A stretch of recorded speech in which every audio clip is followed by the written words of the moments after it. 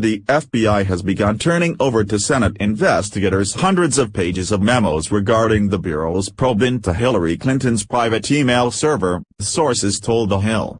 The sources said the Justice Department notified the Senate Judiciary Committee late Friday and the FBI began transmitting memos soon after to assist Congress in its review of former Director James Comey's handling of the Clinton email case.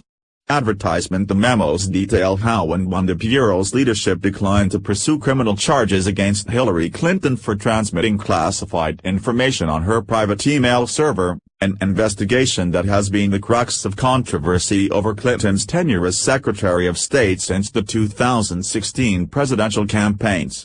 FBI officials declined to comment. "We don't have any information for you," spokeswoman Carol Crady told The Hill. The Senate committee has been seeking the memos for some time as it investigates whether Comey chose to absolve Clinton of criminal liability before the election year probe was complete and before she was even interviewed. Comey ultimately concluded that while Clinton's handling of classified emails was careless, there was not enough evidence of intent to warrant criminal charges. Comey had announced in July 2016 that the FBI was declining to pursue charges against Clinton for what it called the careless transmission of classified documents on her private email server. The FBI then reopened the email case in late October 2016, shocking the political world because it was so close to Election Day, after a new trove of emails were found on an associate's computer. Comey then announced the second time he did not plan to pursue criminal charges, an act that occurred just 2 days before Clinton lost to Trump in the election. The FBI's handling was roundly criticized by both Clinton and Trump, and was one of the reasons cited when Trump fired Comey as director earlier this year. Clinton has also blamed Comey in part for her loss in the election. The new documents being transmitted to the Senate Judiciary Committee are expected to shed light on how the FBI made those decisions, who was involved and whether the decision to clear Clinton was made before she was even interviewed by FBI agents in spring 2016.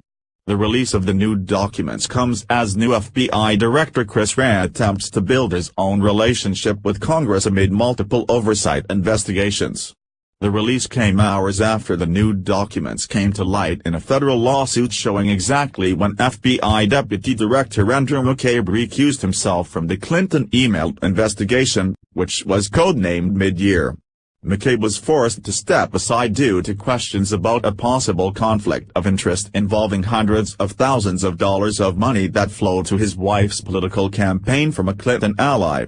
Those documents, released under a FOIA lawsuit to the conservative group Judicial Watch, show McCabe did not recuse himself from the long-running investigation until November 1, 2016, just 6 days before the probe was officially ended and 8 days before Donald Trump was elected president over Clinton. "As of today I am voluntarily recusing myself from the ongoing mid-year investigation," McCabe wrote November 1, 2016. "I will continue to respond to congressional requests for historical information as needed." By the time McCabe recused himself, he had supervised the case for months after becoming deputy director of the Bureau in February 2016. The decision followed newspaper articles that specifically questioned whether he had a conflict of interest because his wife Jill's 2015 Virginia State Senate campaign had accepted nearly $700,000 from Clinton ally and Virginia Governor Terry McAuliffe. Documents obtained under Virginia open records law show McCabe attended a March 2015 meeting with his wife and McAuliffe to secure the governor's support for her campaign, and the money flowed after that. McCabe first became involved in the Clinton email case when as assistant FBI director of the Washington field office he provided resources to the case and then formally supervised it starting in February 2016 when he became deputy director.